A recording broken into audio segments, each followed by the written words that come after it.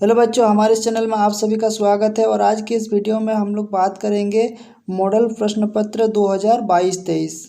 तो बच्चों, आज के इस मॉडल पत्र में जो हम लोग क्वेश्चंस डिस्कस करेंगे ये बहुत ही इंपॉर्टेंट है आपके एग्ज़ाम के लिए, और ये आपको एग्ज़ाम में अच्छे मार्क्स दिला सकते हैं। तो इस वीडियो को शुरू से लास्ट तक ज़रूर देखें और हमारे चैनल को सब्सक्राइब कर लीजिए, क्योंकि इस तरह के वीडियोज़ आपको हमारे इस चैनल पर मिल जाएंगे। तो बच्चों, जल्दी से वीडियो को शुरू करते हैं।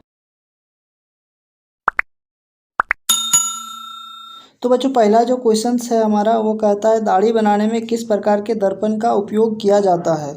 अक्सर आप लोग सैलून वगैरह में देखे होंगे दर्पण, और वो जो दर्पण होते हैं वो अवतल दर्पण होते हैं, यानी दाढ़ी बनाने के लिए अवतल दर्पण का उपयोग किया जाता है। क्वेश्चन नंबर 2, गोलीय दर्पण में फोकस दूरी एवं वक्रता त्रिज्या के बीच संबंध। फोकस दूरी और वक्रता त्रिज्या के बीच क्या संबंध है? तो F=R/2 होता है। फोकस दूरी वक्रता त्रिज्या की आधी होती है। तो यहाँ पे जो आपका ऑप्शन नंबर बी है वो सही हो जाएगा। क्वेश्चन नंबर 3 जो है इसमें कहता है प्रकाश के अपवर्तन की क्रिया में कौन सी भौतिक राशि अपरिवर्तित रहती है। प्रकाश का जो अपवर्तन होता है उसमें कौन सी भौतिक राशि अपरिवर्तित रहती है, यानी वो नहीं बदलती है। तो इसका जो सही उत्तर है यानी ऑप्शन नंबर ए करेक्ट हो जाएगा। आवृत्ति, प्रकाश के अपवर्तन पर प्रकाश की आवृत्ति नहीं बदलती है, तो इसका ऑप्शन नंबर ए सही हो जाएगा। क्वेश्चन नंबर 4, 1 मीटर फोकस दूरी वाले उत्तल लेंस की क्षमता। तो उत्तल लेंस की क्षमता का जो फार्मूला होता है P=1/f, और यहाँ पे हमें फोकस दूरी दिया हुआ है 1 मीटर। तो अगर 1/1 करें तो ये हो जाएगा 1, यानी ये हो जाएगा 1 डायोप्टर, यानी लेंस की जो क्षमता है वो 1 डायोप्टर हो जाएगी, यानी ये ऑप्शन नंबर बी सही होगा। क्वेश्चन नंबर 5, 4D क्षमता वाले अवतल लेंस की फोकस दूरी क्या होगा। यहाँ पे क्षमता दी हुई है और फोकस दूरी निकालना है। तो जैसे कि P=1/f होता है, इसको हम लोग लिख सकते हैं F=1/p भी लिख सकते हैं। अब यहाँ पे P का वैल्यू दिया हुआ है 4 डायोप्टर, तो इसको अगर 4 से 1 को डिवाइड करेंगे तो ये हो जाएगा 0.25 मीटर। अगर 0.25 मीटर को अगर हम लोग 100 से मल्टीप्लाई करेंगे तो ये हो जाएगा 25 सेंटीमीटर, यानी जो इसका ऑप्शन नंबर बी है वो सही हो जाएगा। क्वेश्चन नंबर 6 जो है वो कहता है वाहन के अग्रदीपों में किस दर्पण का उपयोग किया जाता है। तो वाहन के अग्रदीपों में जो हेडलाइट्स होते हैं उसमें अवतल दर्पण का उपयोग किया जाता है। ठीक है, तो इसका ऑप्शन नंबर ए सही हो जाएगा। क्वेश्चन नंबर 7, मानव नेत्र के जिस भाग पर किसी वस्तु का प्रतिबिंब बनता है वो है। तो इसका जो ऑप्शन है ये हो जाएगा दृष्टिपटल। ठीक है, ऑप्शन नंबर डी। दृष्टिपटल को रेटिना भी कहते हैं, तो ऑप्शन नंबर डी सही हो जाएगा क्वेश्चन नंबर 7 का। क्वेश्चन नंबर 8, सामान्य नेत्र का दूर बिंदु क्या है। तो सामान्य नेत्र के लिए दूर बिंदु जो होता है वो 25 सेंटीमीटर होता है, तो इसका ऑप्शन नंबर बी सही हो जाएगा। क्वेश्चन नंबर 9, नेत्र में जाने वाली प्रकाश की मात्रा का नियंत्रण कौन करता है, यानी हमारी आँखों पर जो प्रकाश पड़ता है उसको नियंत्रण कौन सा अंग करता है। तो इसका उत्तर हो जाएगा परितारिका, जिसको इंग्लिश में आइरिस कहा जाता है, तो इसका ऑप्शन नंबर सी सही हो जाएगा। क्वेश्चन नंबर 10, मानव नेत्र में प्रतिबिंब की प्रकृति क्या होती है। तो हमारी आँखों पर जो प्रतिबिंब बनता है वो उल्टा तथा वास्तविक होता है, तो इसका ऑप्शन नंबर डी सही हो जाएगा। क्वेश्चन नंबर 11, 1 किलोवाट आवर निम्न में से किसकी इकाई है। तो इसका जो सही उत्तर होगा वो हो जाएगा ऊर्जा। ठीक है, देखिए शक्ति का जो इकाई होता है वो वाट होता है, यानी पावर का ऐसा यूनिट वाट, लेकिन यहाँ पे वाट आवर, देखिए यहाँ पे टाइम भी जुड़ गया है, तो ये जो 1 किलोवाट आवर है ये इकाई ऊर्जा का हो जाएगा, तो ऑप्शन नंबर बी सही होगा। अगला प्रश्न क्वेश्चन नंबर 12, कूलम्ब किसका एसआई मात्रक है। तो इसमें ऑप्शन दिए हुए हैं विद्युत आवेश, विद्युत धारा, विभवांतर, प्रतिरोध। तो इसका ऑप्शन हो जाएगा ए नंबर करेक्ट हो जाएगा विद्युत आवेश। ठीक है, जिसको हम लोग इलेक्ट्रिक चार्ज कहते हैं, तो चार्ज का SI मात्रक जो होता है वो कूलम होता है। तो 12 का ऑप्शन ए सही हो जाएगा। क्वेश्चन नंबर 13, विद्युत मोटर एक युक्ति है जो परिवर्तित करती है। इसमें ABCD 4 ऑप्शन दिया हुआ है। इसका जो सही ऑप्शन होगा वो ए वाला होगा, क्योंकि यांत्रिक ऊर्जा को विद्युत ऊर्जा में चेंज करता है विद्युत मोटर। क्वेश्चन नंबर 14, जल का विद्युत अपघटन किस प्रकार की अभिक्रिया है?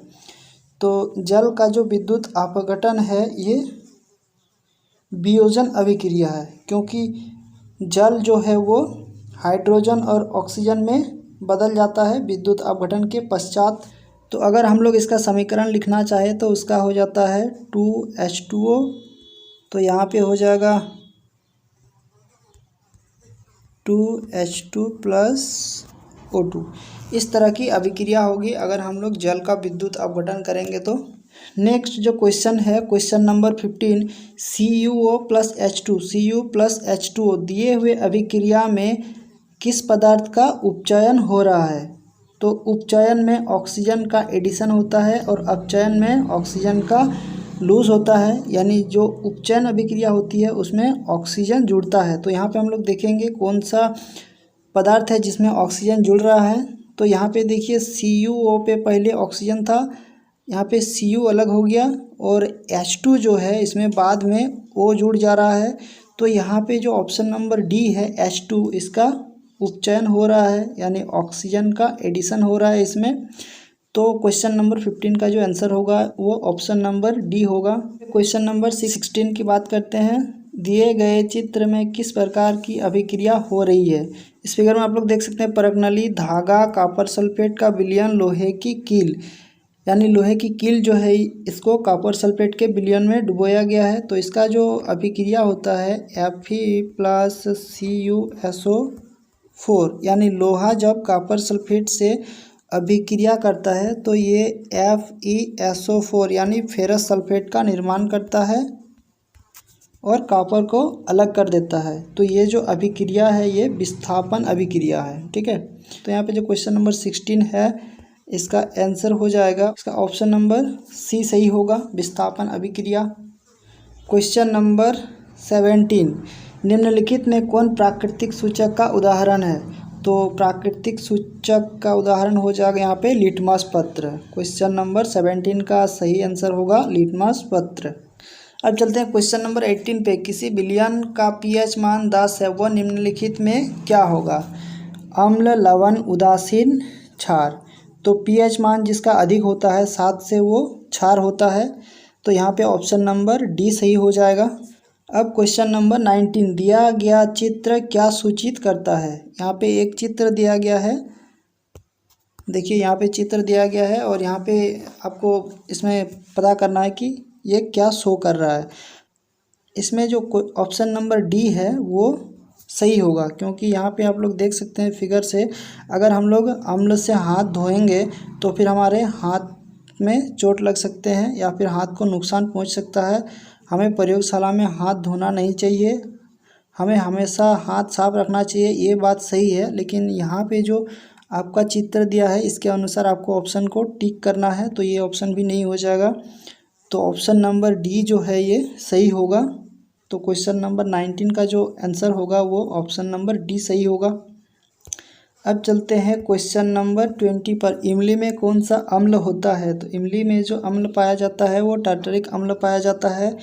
कौन अधातु कमरे के ताप पर द्रव्य अवस्था में पाया जाता है? यहाँ पे कहा गया है अधातु, तो ब्रोमीन जो है ये एक अधातु है जो कमरे के ताप पर द्रव्य अवस्था में पाया जाता है। अगर यहाँ पे अधातु के जगह पर धातु कहता कि कौन धातु कमरे के ताप पर द्रव्य अवस्था में पाया जाता है, तो इसका ऑप्शन होता पारा। लेकिन यहाँ पे अधातु कहा है इसीलिए इसका ऑप्शन नंबर सी सही होगा। अब चलते हैं क्वेश्चन नंबर 22 पर। निम्नलिखित में से किस पदार्थ का उपयोग अग्निशामक बनाने में किया जाता है?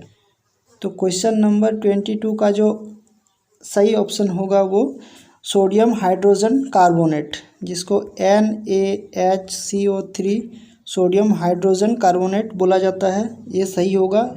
और सोडियम हाइड्रोजन कार्बोनेट अग्निशामक के रूप में यूज़ किया जाता है। अब बात करते हैं क्वेश्चन नंबर 23। आधुनिक आवर्त सारणी किस आधार पर बना है? तो हमारी जो आधुनिक आवर्त सारणी है वो परमाणु संख्या के आधार पर बना है। ऑप्शन नंबर ए सही हो जाएगा। अब अगर हम लोग बात करें क्वेश्चन नंबर 24 की, निम्नलिखित में से कौन धातु सबसे अधिक अभिक्रियाशील है? तो सबसे ज़्यादा अभिक्रियाशील धातु जो है वो पोटेशियम होता है और उसके बाद सोडियम होता है। तो यहाँ पे ऑप्शन नंबर ए सही हो जाएगा क्वेश्चन नंबर 24 के लिए। अब हम लोग चलते हैं क्वेश्चन नंबर 25 पर। पृथ्वी की भूपटपट्टी में प्राकृतिक रूप से पाए जाने वाले तत्व या यौगिक को क्या कहते हैं? तो इसमें जो सही ऑप्शन है वो हो जाएगा खनिज। पृथ्वी की भूपटपट्टी में प्राकृतिक रूप से पाए जाने वाले तत्व या यौगिक को खनिज कहा जाता है। Question number 26। प्रोपेनॉल में कौन अभिक्रियाशील समूह मौजूद है? तो इसका सही उत्तर हो जाएगा अल्कोहल। Question number 27। प्रकाश संश्लेषण प्रक्रिया में निम्नलिखित में क्या नहीं होता है? जल का टूटना, ऑक्सीजन का मुक्त होना, कार्बन डाइऑक्साइड का मुक्त होना, कार्बन डाइऑक्साइड का उपयोग होना। तो इसमें जो होगा वो सी ऑप्शन सही होगा, कार्बन डाइऑक्साइड का मुक्त होना, क्योंकि प्रकाश संश्लेषण में कार्बन डाइऑक्साइड का उपयोग पौधे भोजन बनाने के रूप में करते हैं और यहाँ पे दिया गया है कि कार्बन डाइऑक्साइड मुक्त होना, और यहाँ पे कहा गया है क्या नहीं होता है, तो ऑप्शन नंबर सी सही होगा, कार्बन डाइऑक्साइड का मुक्त होना। Question number 28। फ्लोएम से खाद्य पदार्थों का परिवहन पौधों में किस दिशा में होता है? केवल ऊपर की ओर, केवल नीचे की ओर, ऊपर और नीचे दोनों ही ओर? तो इसका ऑप्शन नंबर सी सही हो जाएगा। फ्लोएम से खाद्य पदार्थों का परिवहन ऊपर और नीचे दोनों दिशा में होता है। Question number 29। वृक्क की रचनात्मक तथा क्रियात्मक इकाई को क्या कहते हैं? तो इसका ऑप्शन नंबर ए सही हो जाएगा, कोशिका। कोशिका किसी भी जीव के रचनात्मक और क्रियात्मक इकाई है। Question number 30। फल को पकाने के लिए कौन सा हार्मोन उत्तरदायी है? तो फल को पकाने के लिए जो हार्मोन उत्तरदायी है उसका नाम है एथिलीन, यानी ऑप्शन नंबर सी सही हो जाएगा। एस्ट्रोजन स्रावित होता है, एस्ट्रोजन का स्राव अंडाशय द्वारा होता है। ठीक, तो क्वेश्चन नंबर 31 का ऑप्शन नंबर ए सही हो जाएगा। Question number 32। नर युग्मक और मादा युग्मक के संलयन को क्या कहते हैं? तो इसका सही उत्तर हो जाएगा जनन। अब यहाँ पे आपको एक फिगर दिया गया है, इसमें दिए गए चित्र में कौन सा जनन हो रहा है? तो ये जो होगा ये मुकुलन का उदाहरण है। तो इस क्वेश्चन का आंसर हो जाएगा ऑप्शन नंबर ए, मुकुलन।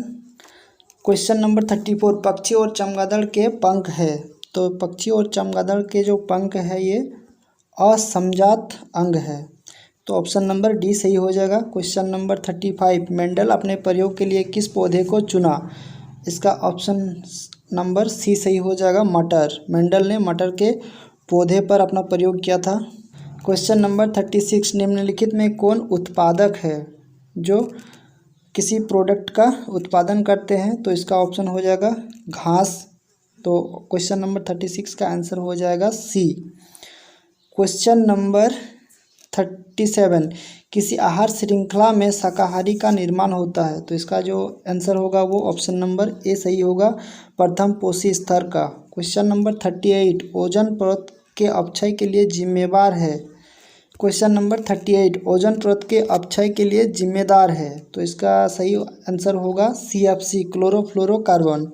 यही ओजोन परत के क्षरण के लिए उत्तरदायी है। Question number 39। निम्नलिखित में कौन जैव मात्रा ऊर्जा स्रोत का उदाहरण नहीं है? इसमें लकड़ी तो होगा, गोबर गैस भी होगा, कोयला भी होगा, लेकिन इसमें नाभिकीय ऊर्जा नहीं होगा। तो इसका जो सही ऑप्शन होगा वो नाभिकीय ऊर्जा होगा, क्योंकि यहाँ पे कहा गया है निम्नलिखित में कौन जैव मात्रा का उदाहरण नहीं है, इसीलिए इसका आंसर जो है वो सी नंबर होगा। तो बच्चों इस तरह के क्वेश्चन में ध्यान रखिएगा कि इसमें है लिखा हुआ है या नहीं है लिखा हुआ है, इस तरह के क्वेश्चन में गलती होने के चांसेस रहते हैं। Question number 40 and last. पवन ऊर्जा उत्पाद के लिए पवन की चाल न्यूनतम कितनी होनी चाहिए? यानी पवन चक्की को घुमाने के लिए वायु की चाल कितनी होनी चाहिए? तो इसका ऑप्शन नंबर ए सही हो जाएगा 15 किलोमीटर पर आवर। तो बच्चों अगर ये वीडियो आपको अच्छा लगा है तो इसको लाइक ज़रूर कीजिए और इसे सब्सक्राइब ज़रूर कर लीजिएगा, क्योंकि इस तरह के वीडियोस आपको यहाँ हमारे चैनल पर मिल जाएंगे। मिलते हैं नेक्स्ट वीडियो में, तब तक के लिए good bye and take care.